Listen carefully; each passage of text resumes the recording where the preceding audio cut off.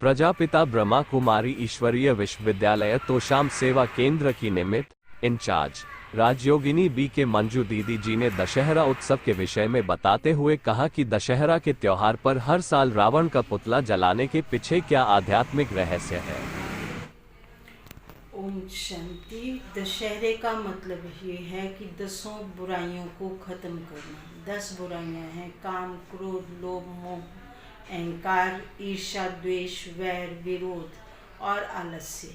इन 10 विकारों पर, इन 10 बुराइयों पर हम विजय प्राप्त करते हैं, तभी विजयदशमी या दशहरा मनाया जाता है।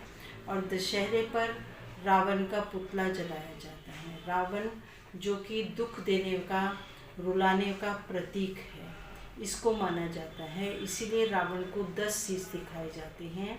वो 5 विकार नर के और 5 विकार नारी के। और रावण को विद्वान, प्रकांड पंडित बताया जाता है, वेदों शास्त्रों का ज्ञाता उनको बताया जाता है। लेकिन उन्होंने फिर भी और गलत कर्म किया, जिसके कारण से उनका पुतला जलाते हैं। क्योंकि बुराई दिन प्रतिदिन बढ़ती जा रही है, भ्रष्टाचार दिन प्रतिदिन बढ़ता जा रहा है, उसका प्रतीक उस पुतले को जलाना होता है। पर हम रावण का पुतला तो जला लेते हैं, उसके अंदर की बुराई, जो उसमें बुराई दिखाई जाती है कि उसने जो गलत कर्म किए, जिसके कारण से उसका पुतला जलाया गया, वो आज मनुष्य आत्माओं के अंदर वो बुराई दिखाई पड़ रही है। तो पुतला जलाने के बाद आए साल फिर वो खड़ा क्यों हो जाता है?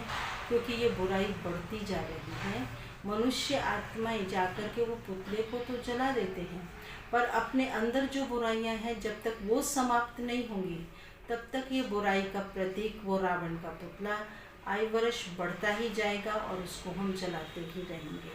और जैसे बताया कि रावण बहुत बड़े प्रकांड पंडित थे, उसका प्रतीक ये है, आज का इंसान बहुत पढ़ा लिखा होने के बावजूद गलत और ठीक को अच्छी रीति से समझता है। लेकिन फिर भी आप देखेंगे, पढ़ा लिखा इंसान सिगरेट, शराब की बोतल, जिसके ऊपर लिखा होता है कि शराब सेहत के लिए हानिकारक है, सिगरेट सेहत के लिए हानिकारक है, इंसान उसी के अंदर से वो शराब की बोतल को पीता है और सिगरेट को निकाल करके उसे भी पीता है।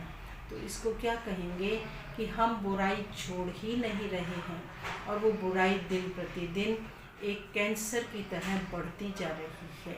तो पढ़ा लिखा इंसान भी ये गलत कर रहा है, तो इसलिए कहेंगे वो विद्वान होता हुआ भी अनपढ़ के ही बराबर कहा जाएगा।